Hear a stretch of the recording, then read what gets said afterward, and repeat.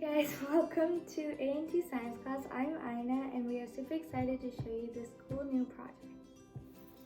Hi, I'm Tanisha and today Aaina and I are going to show you how to make mini chocolate lava cakes. We will also let you in on the fun science behind.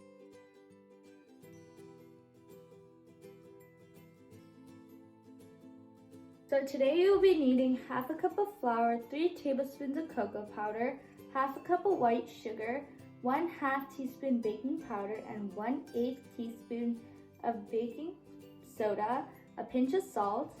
You'll also be needing half a cup of cold water, 1 tablespoon of olive oil, 1/4 teaspoon of lemon juice, and 1/2 teaspoon of vanilla extract. Also be needing some kind of chocolate hazelnut spread, about 1/2 teaspoon of it per cupcake, or I like using a medium-sized spoon to scoop it out. You would also be needing a big and a small spoon. Also be needing a big bowl to mix all your ingredients and a whisk. You would also need cupcake tins, cupcake liners. I prefer using silicone liners, but you can also use paper liners. You'd also need an oven or a toaster oven. Both work as well. You would also need a tiny Ingredients magically become cake. Well, to answer your question, here's some background knowledge. Flour is made up of proteins, and when it is mixed with water, those proteins bind with each other. But too much water can reverse the binding, and you will end up with a liquidy substance. Butter can help make the cake look soft in the end. Salt helps in keeping the dough in a shape instead of a big glob. Lastly, sugar. Not only does it make it sweet, but also gives the delicious aroma. At 350 degrees Fahrenheit, the sugar breaks down and releases all of the scents. Now You need to wash your hands. Make sure you wash them with soap. You would need to preheat your oven to about 325 degrees, or unless you're using a toaster oven like me, you do not need to preheat it until or turn it on until you put your batter into it.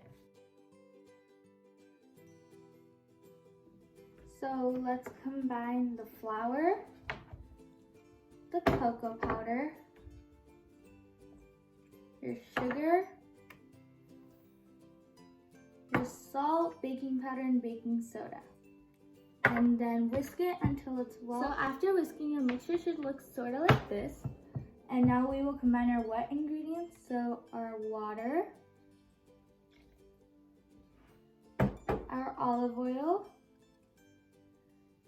lemon juice, and vanilla extract. And make sure to mix that until it's well combined. Okay, when your batter is mixed, it should look sort of like that. It should be sort of darker in color. Now what you want to do is you want to put in some batter in each cupcake liner. And this is where your big spoon comes in handy, because you want to get it to about halfway full. So you would take about 2 big spoons and make sure to fill out the rest of them, and make sure to leave some extra batter. So your muffin tin should look sort of like that. Now you want to pop these in the oven for about 4 minutes or until the edges start cooking.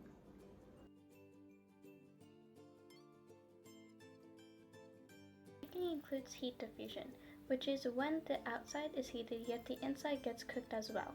Baking soda and baking powder are leavening agents, which help the cake rise. If you add yeast, it releases carbon dioxide bubbles to keep the cake light and fluffy. So now you just want to take some Nutella and use a different spoon to plop it right into the middle of your cupcake. And you want to do this until all the cupcakes have Nutella in it. Right after you do that, you want to take the extra batter and you want to put about really little batter on top of the Nutella. You just want to cover the Nutella so it doesn't show.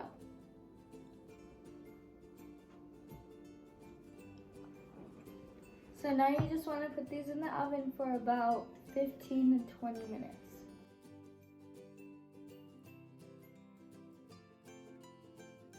So if you haven't heard what a lava cake is very similar to a regular cake. Lava comes from volcanoes and it erupts. So in a lava cake, there's melted chocolate in the very middle of the cake. When you cut into the cake, it comes pouring.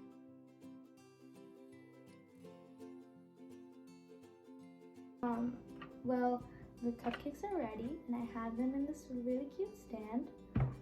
Well, I cut one as well, and as you can see, the chocolate doesn't erupt because it's not really hot right now. I actually let them cool. I took it out of this. For this one, the Nutella sank at the bottom, so make sure not to tap it too hard onto your table if you do tap it for no bubbles. But they actually turn out really good. Though this was supposed to be a heart shape, it didn't turn out as well, but it actually looks really good. A lot of people pair it with ice cream. People pair it with berries, whipped cream, a hot or cold glass of milk. You can also put icing, and you can put sprinkles on top. You can make berry sorbet with it, and you can also pair it with jam. A lot of people pair it with jam, or you can just eat it plain. I prefer eating it with vanilla ice cream because you get the hot and you get the cold. I microwave this so you can see the Nutella kind of like seeping through, or the hazelnut spread seeping through. I eat it as a snack or as a dessert, but mostly so baking is a lot of fun, and baking and science are related in many different ways. Science is more enjoyable when it's interactive, and you learn something interesting when you mix science and baking. When you have interactive science, you learn a lot more. And so next time you bake something really delicious, think about how science is related to it. See you next time on A&T Science Class.